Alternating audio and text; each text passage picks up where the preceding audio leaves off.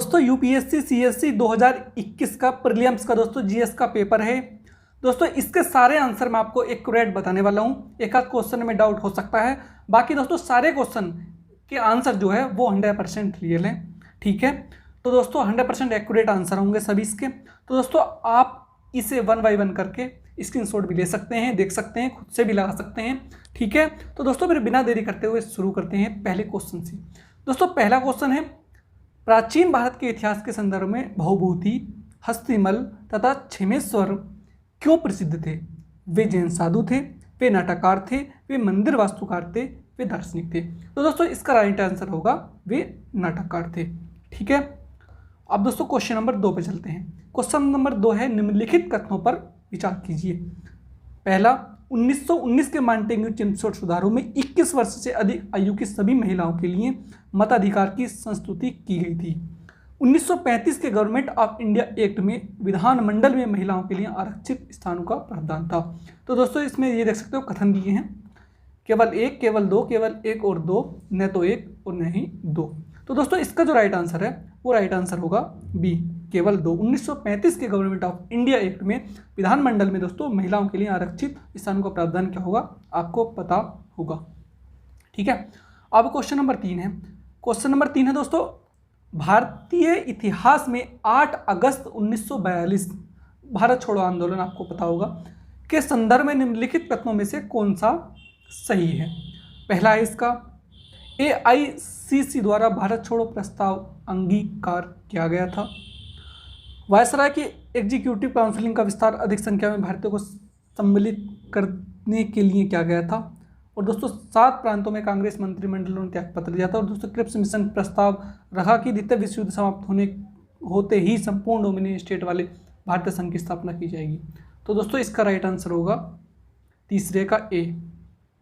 तो दोस्तों इसका राइट आंसर हो जाएगा ए। ठीक है, अब चलते हैं क्वेश्चन नंबर 4 पे। इनमें से कौन अंग्रेजी में अनुदूत प्राचीन भारतीय धार्मिक गीत काव्य सॉन्ग्स फ्रॉम प्रिजन से संबंधित है? तो दोस्तों इसका राइट आंसर होगा मोहनदास करमचंद गांधी। अगले क्वेश्चन में चलते हैं, मध्यकालीन भारत के संदर्भ में निम्नलिखित में से कौन सा आकार की दृष्टि से आरोही क्रम में सही अनुक्रम है? तो दोस्तों इसका राइट आंसर हो जाएगा परगना, सरकार और शोभा।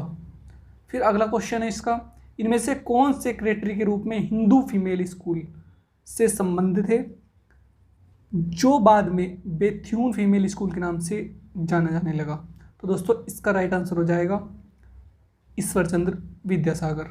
नेक्स्ट क्वेश्चन पे चलते हैं, औपनिवेशिक भारत के संदर्भ में शाहनवाज खान, प्रेम कुमार सहगल और गुरबख्श सिंह ढिल्लों याद किए जाते हैं। तो दोस्तों इसका राइट आंसर हो जाएगा डी, आज़ाद हिंद फौज इंडियन नेशनल आर्मी के अधिकारी के रूप में इन्हें जाना जाता है। अगला क्वेश्चन है, ये दोस्तों इंग्लिश में है, आप इंग्लिश में भी पढ़ सकते हो।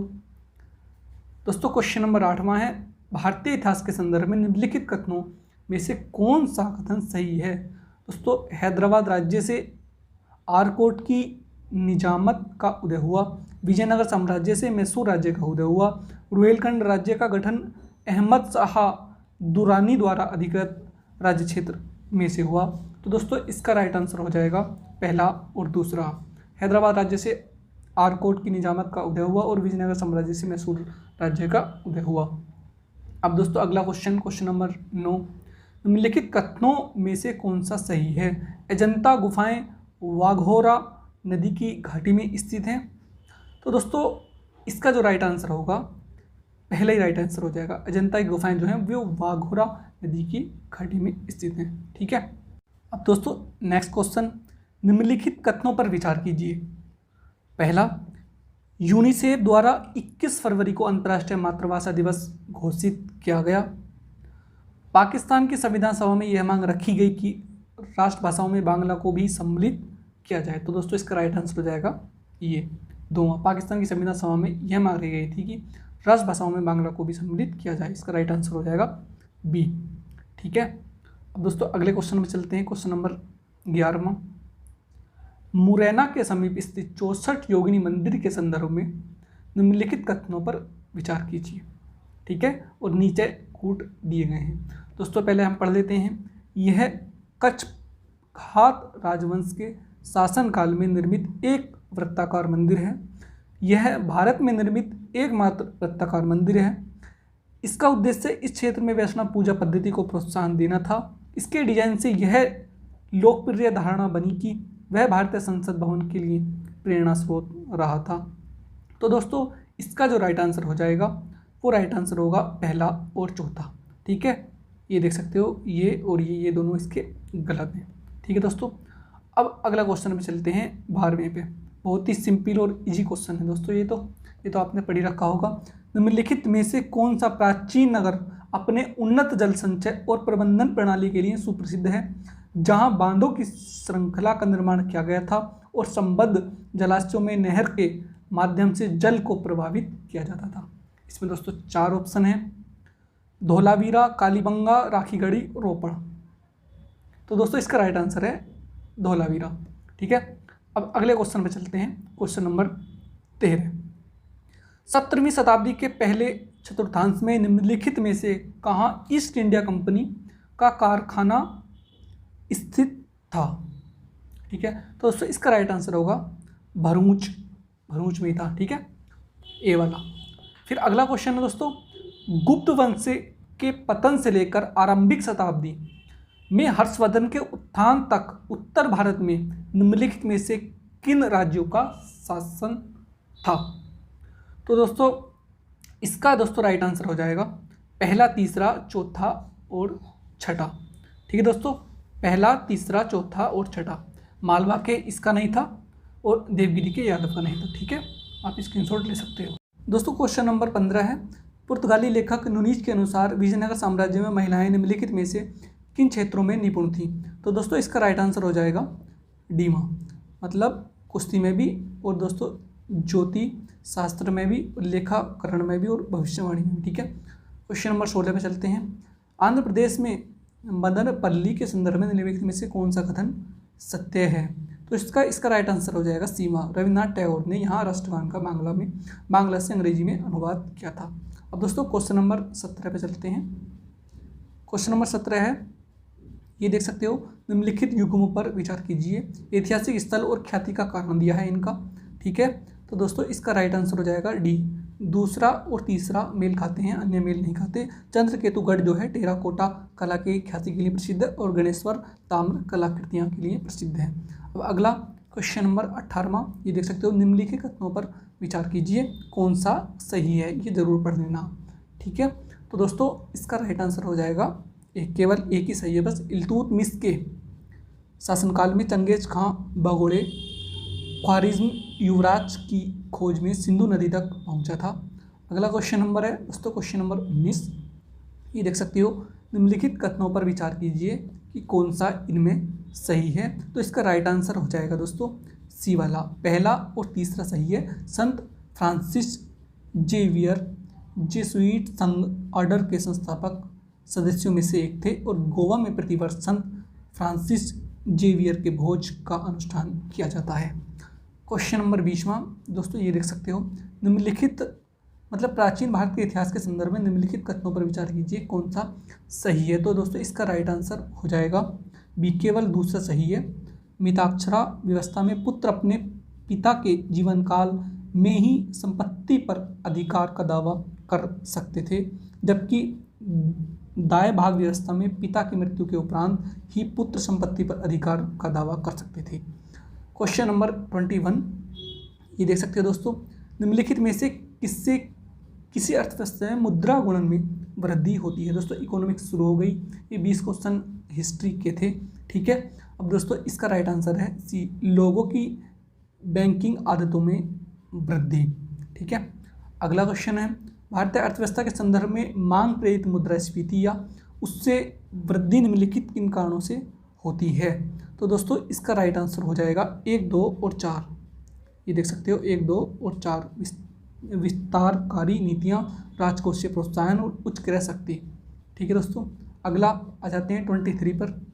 23 वहाँ है, भारत के संदर्भ में निम्नलिखित कथनों पर विचार कीजिए। अब इसमें पूछा है इनमें से कौन सा सही है। तो दोस्तों इसका राइट आंसर है 1 और 3, 1 और पहला और तीसरा सही है। दोस्तों यहाँ पढ़ सकते हो ठीक है, नहीं तो वीडियो बहुत लंबी हो जाएगी क्योंकि अभी काफ़ी सारे क्वेश्चन और पढ़े कराने के लिए।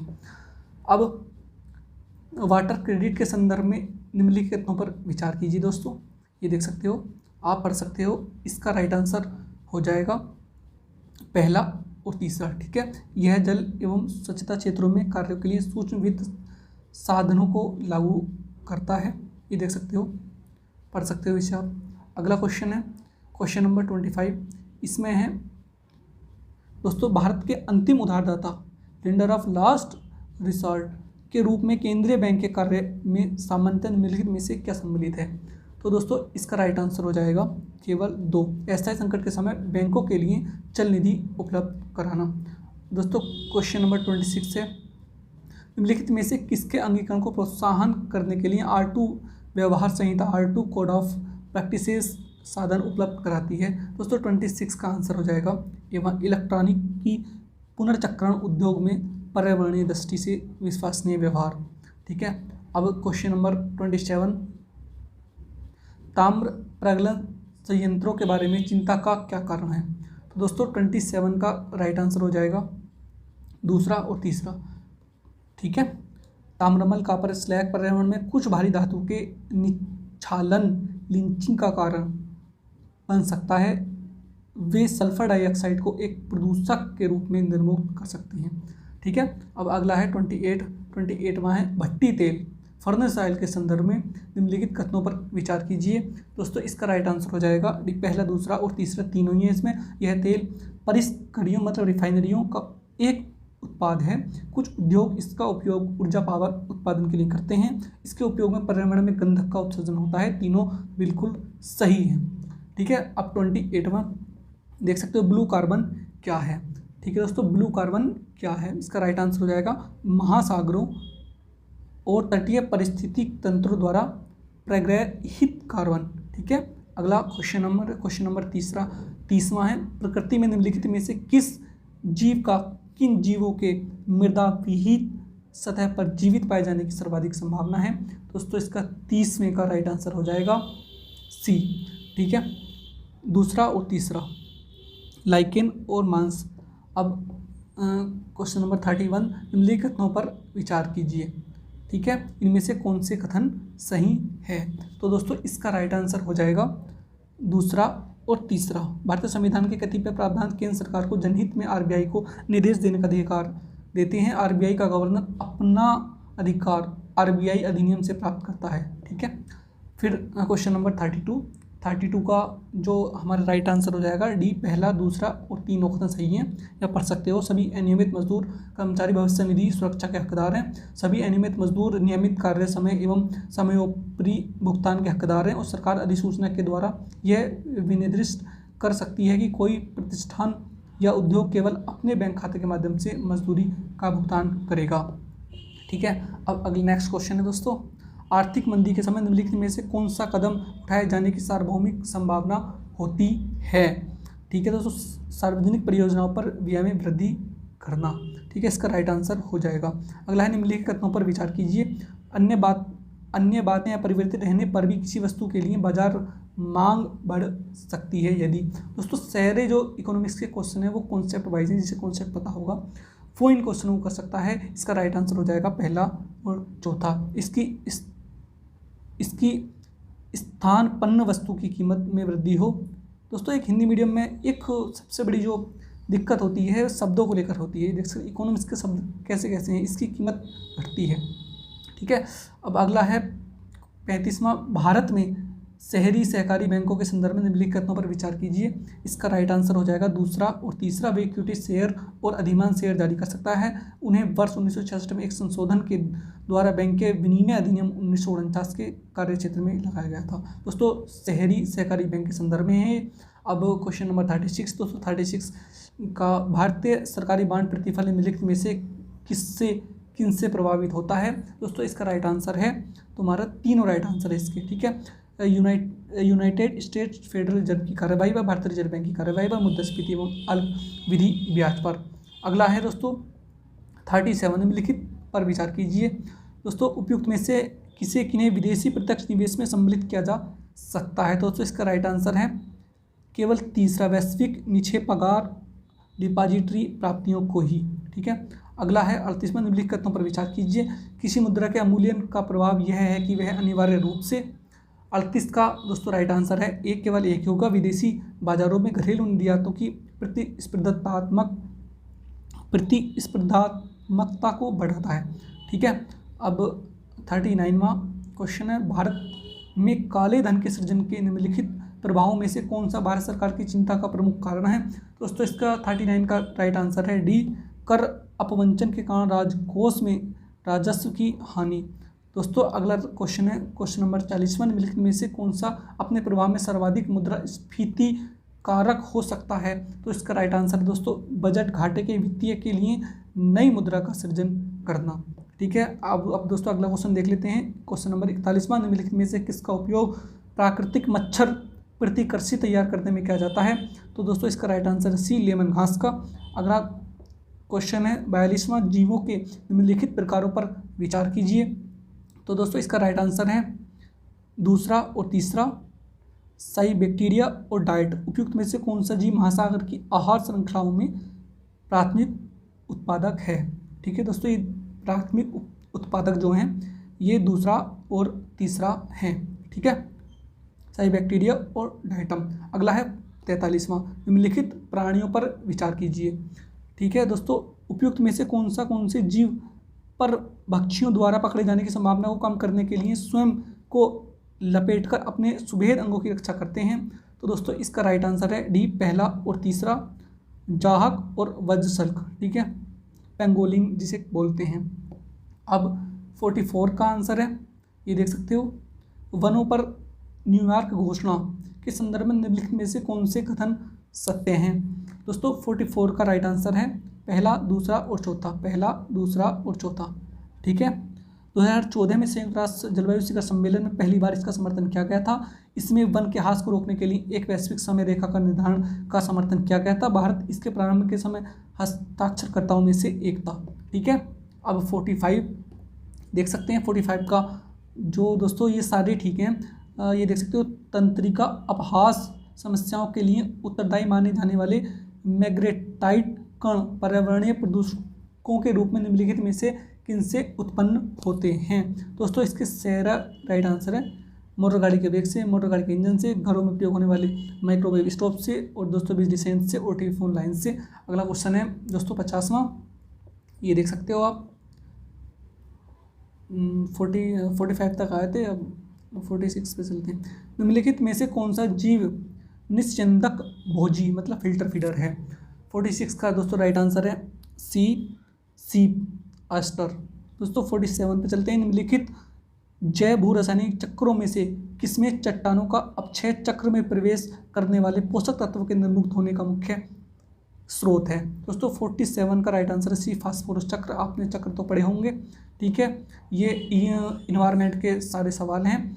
अब 48 में चलते हैं। निम्नलिखित में से कौन से जीव अपरदाहारी दोस्तों हैं? ये देख सकते हो, हिंदी कितनी खतरनाक लिखी है। दोस्तों इसका राइट आंसर है 48 का सी वाला, पहला, तीसरा केंचुआ, और दोस्तों मिलीपीड कहते हैं उसे, और 5वां कास्ट यूका वुडलाइस। अब 49वां है दोस्तों यूएनईपी द्वारा समर्थित कॉमन कार्बन मीट्रिक को किस लिए विकसित किया गया है? 49 का राइट आंसर है ए, संपूर्ण विश्व में निर्माण कार्यों के कार्बन पदचिह्न का आकलन करने के लिए। अब क्वेश्चन नंबर दोस्तों 50 पे चलते हैं। निम्नलिखित समूह में से किनमें ऐसी जातियां होती हैं जो अन्य जीवों के साथ सहजीवी संबंध बना सकती हैं? दोस्तों 50 का राइट आंसर है डीवा, पहला, दूसरा और तीसरा सभी हैं। ठीक है, नाइडेरिया और कवक जिसे फंजाई कहते हैं, और दोस्तों प्रोटोजोआ को दोस्तों हिंदी में अनुवाद देखो आदि जंतु। ठीक है, हिंदी देखो कितने बढ़िया हिंदी लिखी इन्होंने। अब दोस्तों संविधान के क्वेश्चन आगे। भारतीय संविधान के अंतर्गत धन का केंद्रीकरण किसका उल्लंघन करता है? दोस्तों 51 का राइट आंसर है बी, राज्य की नीति निर्देशक तत्व का। अब 52, भारत में संपत्ति के अधिकार की स्थिति क्या है? तो उसके राइट आंसर है बी, यह विधिक अधिकार है जो किसी भी व्यक्ति को प्राप्त है। अब दोस्तों 53 पर रहते हैं। 26 जनवरी 1950 को भारत की वास्तविक संविधानिक स्थिति क्या थी? दोस्तों इसका राइट आंसर है संपूर्ण प्रभुत्व संपन्न लोकतंत्रात्मक गणराज्य। ठीक है दोस्तों।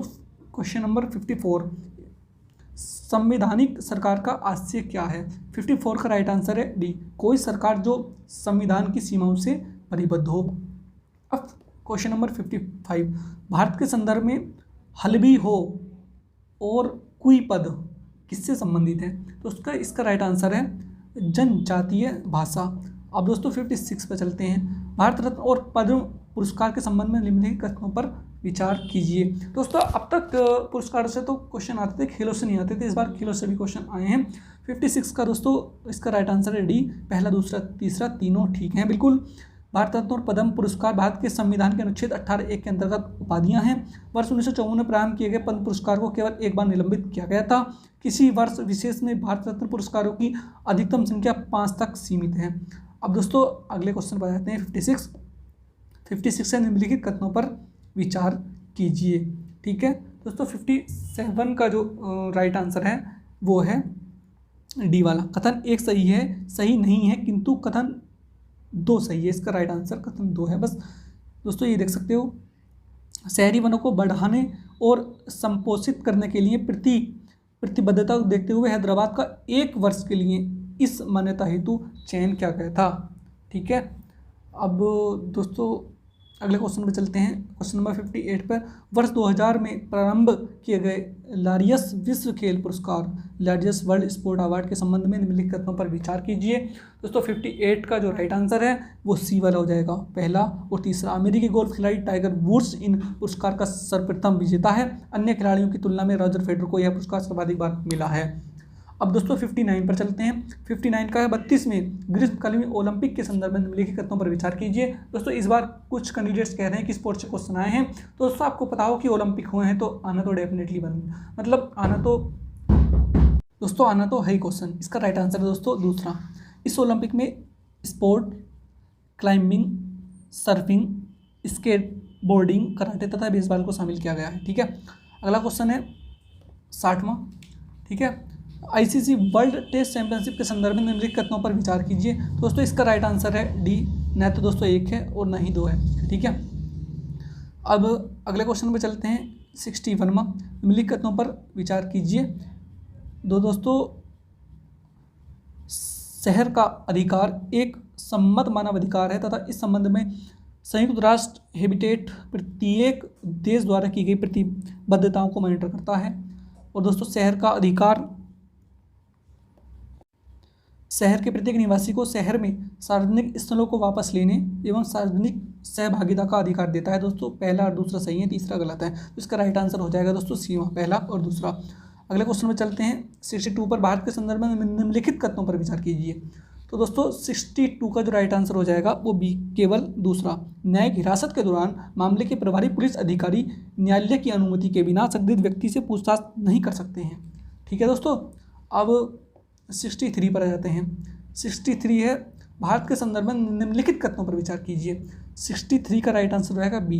दोस्तों केवल बी ठीक है, कैदी को पैरोल पर छोड़ने के लिए राज्य सरकारों के अपने नियम हैं। अब क्वेश्चन नंबर 64 पर आ जाते हैं। दोस्तों राष्ट्रीय स्तर पर अनुसूचित जनजाति और अन्य पारंपरिक वन अधिकारों की मान्यता अधिनियम 2006 के प्रभाव कार्यान्वयन को सुनिश्चित करने के लिए कौन सा मंत्रालय केंद्रक अभिकरण नोडल अधिकारी एजेंसी है? दोस्तों 64 का राइट आंसर है जी, जनजातीय कार्य मंत्रालय। और दोस्तों फिर आ जाते हैं 65 पर। 65 कानून को लागू करने के मामले में कोई विधान जो किसी कार्यपालक अथवा प्रशासनिक अधिकारी को अनिर्देशित एवं अनियंत्रित विवेकाधिकार देता है, भारत के संविधान के निम्नलिखित अनुच्छेदों में से किसका उल्लंघन करता है? तो दोस्तों इसका राइट आंसर है आर्टिकल 14। ठीक है, समता का अधिकार। अगला है 66वां। भारतीय राज्य व्यवस्था में निम्नलिखित में से कौन सी अनिवार्य विशेषता है जो है दर्शाती है कि उसका स्वरूप संज्ञेय है? तो इसका राइट आंसर है ए, न्यायपालिका की स्वतंत्रता सुरक्षित है। अब दोस्तों 67वां, ये देख सकते हो, आप पढ़ सकते हो इसे ध्यान से। 67 में ये देख सकते हो, निम्नलिखित में से कौन सा राज्य शब्द को सर्वोत्तम रूप से परिभाषित करता है? तो इसका राइट आंसर रहेगा दोस्तों एवं बस। व्यक्तियों का एक समुदाय जो बिना किसी बाह्य नियंत्रण के एक निश्चित भूभाग में स्थायी रूप से निवास करता है और जिसकी एक संगठित सरकार है। ठीक है, फिर 68 पर चलते हैं दोस्तों। भारतीय न्यायपालिका के संदर्भ में निम्नलिखित कथनों पर विचार कीजिए। दोस्तों इसका राइट आंसर है 68 का सीमा। 1 और 2 दोनों इसके ठीक हैं। पढ़ते हैं, भारतीय राष्ट्रपति की पूर्वानुमति से भारत के मुख्य न्यायमूर्ति द्वारा उच्च न्यायालय से सेवानिवृत्त किसी न्यायाधीश को उच्चतम न्यायालय के न्यायाधीश के पद पर बैठने और कार्य करने हेतु बुलाया जा सकता है और भारत में किसी भी उच्च न्यायालय को अपने निर्णय के पुनर्वलोकन की शक्ति प्राप्त नहीं है।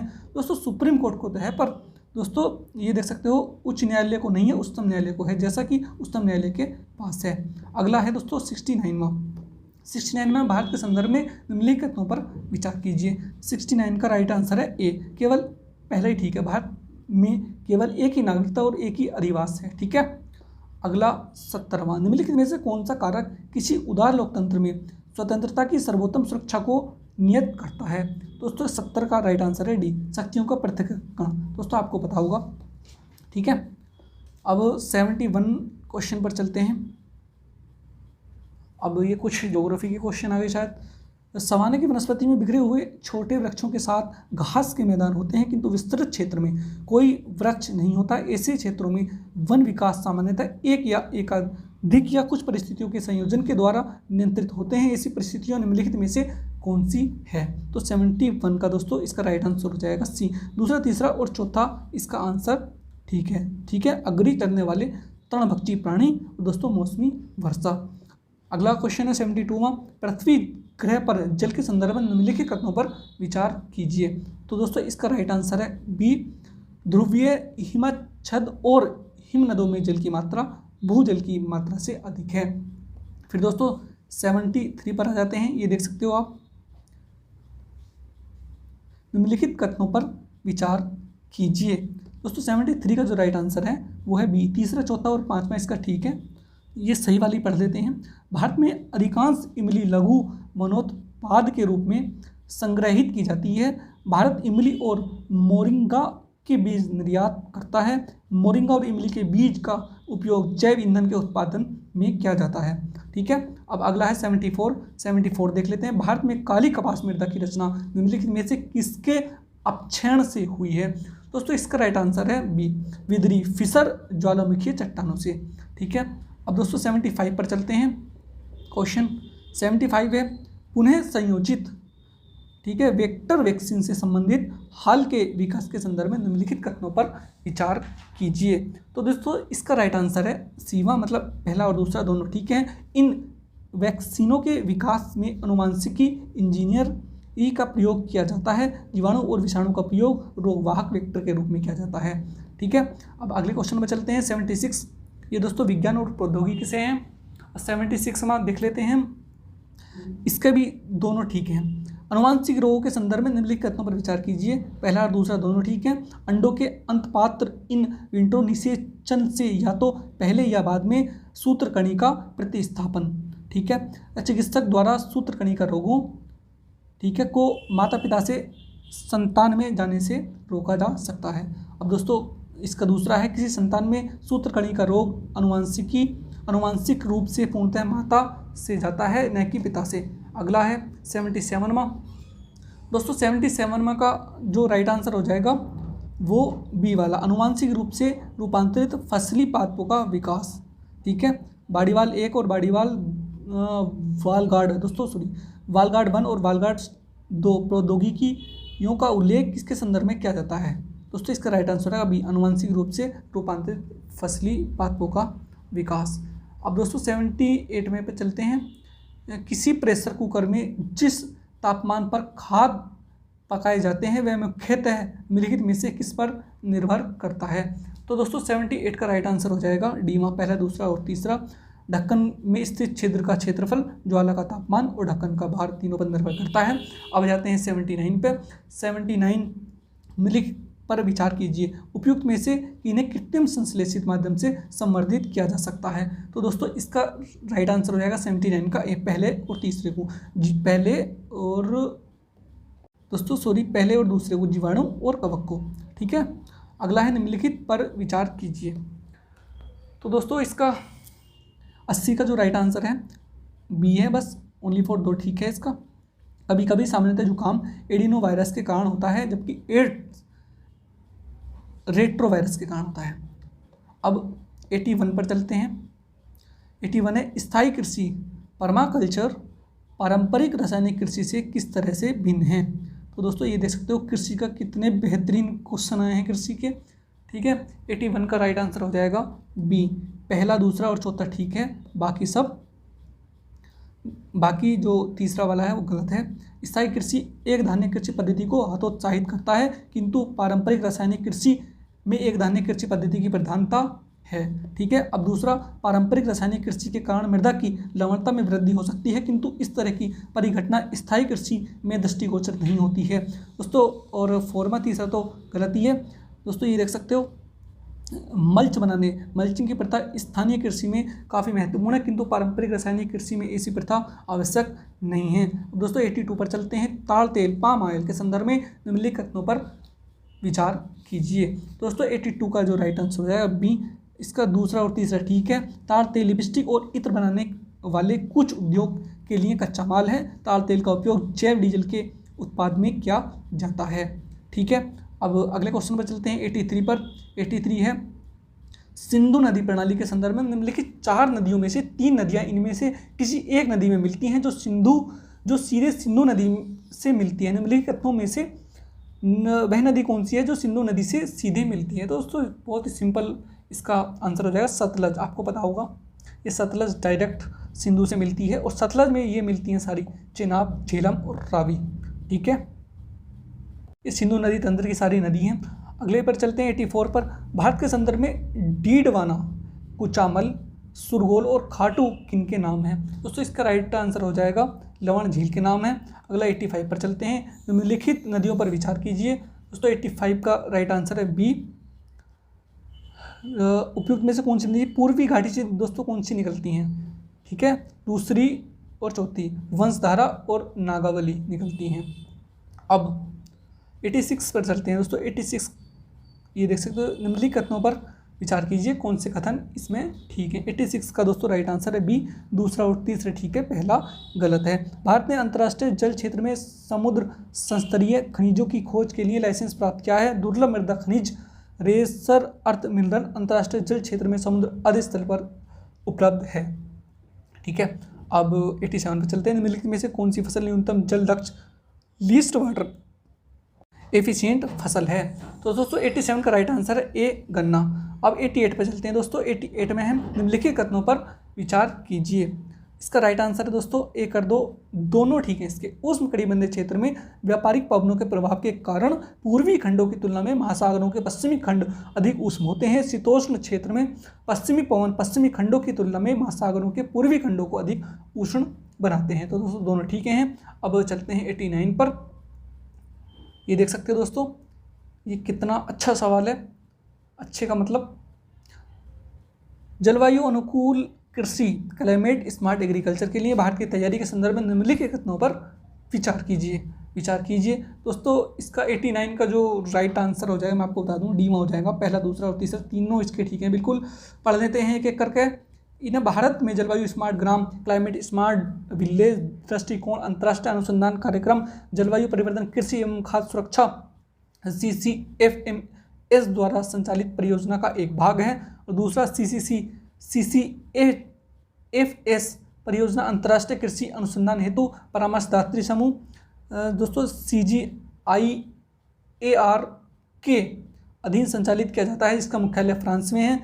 अब दोस्तों अगला है तीसरा पॉइंट, भारत में स्थित अंतर्राष्ट्रीय अर्ध उष्णकटिबंधीय फसल अनुसंधान संस्थान ICRISAT CGIAR के अनुसंधान केंद्रों में से एक है। ठीक है, अब समझ में तो आपको सही आ रहा होगा ये वाला क्वेश्चन। अगला चलते हैं क्वेश्चन नंबर 90 में। पत्ती कूड़ा लीफ लीटर किसी अन्य जीवों बायोम की तुलना में तेजी से विघटित होते हैं और इसके परिणामस्वरूप मिट्टी की सतह प्राय अनावृत होती है। पेड़ों के अतिरिक्त वन में विविध प्रकार के पौधे होते हैं जो आरोहण के द्वारा या अधिपादप एपीफाइट के रूप में पनपकर पेड़ों के शीर्ष तक पहुंचकर प्रतिस्थ होते हैं और पेड़ों की ऊपरी शाखाओं में जड़ें जमाते हैं, यह किसका सबसे अधिक सटीक विवरण है? तो इसका राइट आंसर है डी, उष्णकटिबंधीय वर्षा वन का। ठीक है, अब दोस्तों थोड़े से क्वेश्चन और रह गए, 10 बस कंप्लीट होने वाले हैं, थोड़ा सा पेशेंस और बनाए रखो बस। जल किसी अन्य द्रव की अपेक्षा अधिक पदार्थों को घोल सकता है क्योंकि? 91 का राइट आंसर है, इसकी प्रकृति द्विध्रुवीय होती है। एक साइंस का कॉन्सेप्चुअल क्वेश्चन है। अगले पे चलते हैं, सड़क। ये देख सकते हो दोस्तों, सड़क प्रकाश व्यवस्था के संदर्भ में सोडियम बत्तियां एलईडी बत्तियों से किस तरह भिन्न हैं? तो दोस्तों 92 का राइट आंसर हो जाएगा इसका सी, पहला और तीसरा इसका ये ठीक है, बाकी दूसरा गलत है। सोडियम बत्तियां प्रकाश को 360 डिग्री में उत्पन्न करती हैं, किंतु एलईडी बत्तियों में ऐसा नहीं होता है। और सोडियम बत्ती के दृश्य प्रकाश का स्पेक्ट्रम लगभग एक वर्णीय होता है, जबकि एलईडी बत्तियां सड़क प्रकाश व्यवस्था में सार्थक वर्ण सुविधा कलर्ड एडवांटेज प्रदान करती हैं। अब 93 पर आ जाते हैं दोस्तों, ACE2 पद पर उल्लेख किस संदर्भ में किया जाता है? दोस्तों 93 का जो राइट आंसर होगा डी, विषाणु जनित रोगों का प्रसार। अब दोस्तों 94 पर चलते हैं, 94 है बिस्फिनॉल BPA जो चिंता का कारण निम्नलिखित में से किस प्रकार के प्लास्टिक के उत्पादन में एक संरचनात्मक मुख्य घटक है? तो 94 का राइट आंसर है डी, पॉलीविनाइल क्लोराइड। ठीक है दोस्तों, आपने डोरी के ऊपर देखा होगा, इसे पॉलीविनाइल क्लोराइड कहते हैं। ठीक है, डोरी के ऊपर जो रबड़ होती है इस तरीके को। अब 95 पे चलते हैं, 95 में है निम्नलिखित में से किस में ट्राइक्लोसन के विद्वान होने की सर्वाधिक संभावना है जिसके लंबे समय तक उच्च स्तर के प्रभावन में रहने को हानिकारक माना जाता है? 95 का राइट आंसर है डी, प्रसाधन। दोस्तों इस चैनल को सब्सक्राइब कर लो, क्योंकि दोस्तों तुम्हें पता है कि एक साथ बोल रहा हूँ, मतलब शुरू से आखिर तक 100 क्वेश्चन एक साथ ही पढ़ दिए दोस्तों, ये देख सकते हो। तो आप 96 का राइट आंसर है, 96 का क्वेश्चन पहले बताया था आपको, खोलिए दूरी प्रकाश वर्ष में मापे जाने का कारण निम्नलिखित में से कौन सा है? तो 96 का राइट आंसर है डी, प्रकाश की गति सदैव एक समान होती है। अब दोस्तों क्वेश्चन नंबर 97, हमने ब्रिटिश मॉडल पर आधारित संसदीय लोकतंत्र को अपनाया है, किंतु हमारा मॉडल उस मॉडल से किस प्रकार भिन्न है? तो दोस्तों ये देख सकते हो 97 का राइट आंसर है सीमा, मतलब 1 और 2 दोनों ठीक हैं। जहाँ तक विधि निर्माण का संबंध है, ब्रिटिश संसद सर्वोपरि अथवा संप्रभु है, किंतु भारत में संसद की विधि निर्माण की शक्ति परिसीमित है। भारत में संसद के किसी अधिनियम के संशोधन की संवैधानिकता से संबंधित मामले उच्चतम न्यायालय द्वारा संविधान पीठ को भेजे जाते हैं। दोस्तों हमारे जो संविधान में है, तो हमारे यहाँ पर संविधान सर्वोच्च है। 98वां है, संघ सरकार के संदर्भ में निम्नलिखित कथनों पर विचार कीजिए। दोस्तों 98 का राइट आंसर सी, मतलब 1 और 2 दोनों ठीक हैं। ये पढ़ लेते हैं। इन गोपाल स्वामी अयंगर समिति ने सुझाव दिया था कि किसी मंत्री और किसी सचिव को प्रशासनिक सुधार करने और उसे बढ़ावा देने के लिए पूर्णतः नामित किया जाना चाहिए। और क्वेश्चन दूसरा है, प्रशासनिक सुधार आयोग 1966 की संस्तुति के आधार पर 1970 में कार्मिक विभाग का गठन किया गया और इसे प्रधानमंत्री के प्रभार के अधीन रखा गया। ठीक है, अब दोस्तों 99वां, बस एक क्वेश्चन और रहा आपका, भारत के संविधान के किस अनुच्छेद के अंतर्गत निजता का अधिकार संरक्षित है? दोस्तों कितना इजी क्वेश्चन है। 99 का सी राइट आंसर है, अनुच्छेद 21 प्राण एवं दैहिक अधिकार। अनुच्छेद 15 आपको पता होगा, धर्म मूल जाति वंश। अनुच्छेद 19 आपको पता होगा, अनुच्छेद 29 आपको पता होगा। अब दोस्तों क्वेश्चन नंबर 100 पर लास्ट है। ठीक है, निम्नलिखित कथनों पर विचार कीजिए। तो दोस्तों इसका जो राइट आंसर है बस वो है केवल बी, ओनली फॉर बी ठीक है, बाकी गलत है। तो बाकी वो पढ़ने से कोई लाभ नहीं है अभी, तो फिलहाल आप पढ़ लो, स्क्रीनशॉट ले लो, ये देख सकते हो। वैसे ही वीडियो काफ़ी लंबी हो गई, लगातार 100 क्वेश्चन बोलने पड़े। 1991 के लोकसभा चुनाव में श्रीदेवी लाल ने 3 लोकसभा निर्वाचन क्षेत्रों से चुनाव लड़ा था। तो दोस्तों मैंने आपको 1 से लेके 100 तक सारे क्वेश्चन विद आंसर की करवा दिए हैं। तो दोस्तों इस चैनल को जरूर सब्सक्राइब कर लो, ताकि दोस्तों आने वाली वीडियो का नोटिफिकेशन आपको मिलता रहे। तो फाइनली दोस्तों, अगर आपको इस वीडियो में कोई कमी लगी हो तो कमेंट्स करना, उसे सुधारने की पूरी कोशिश करूंगा। और अगला वीडियो किस टॉपिक में चाहिए वो भी कमेंट्स करना। तो finally take care, best of luck, thank you very much.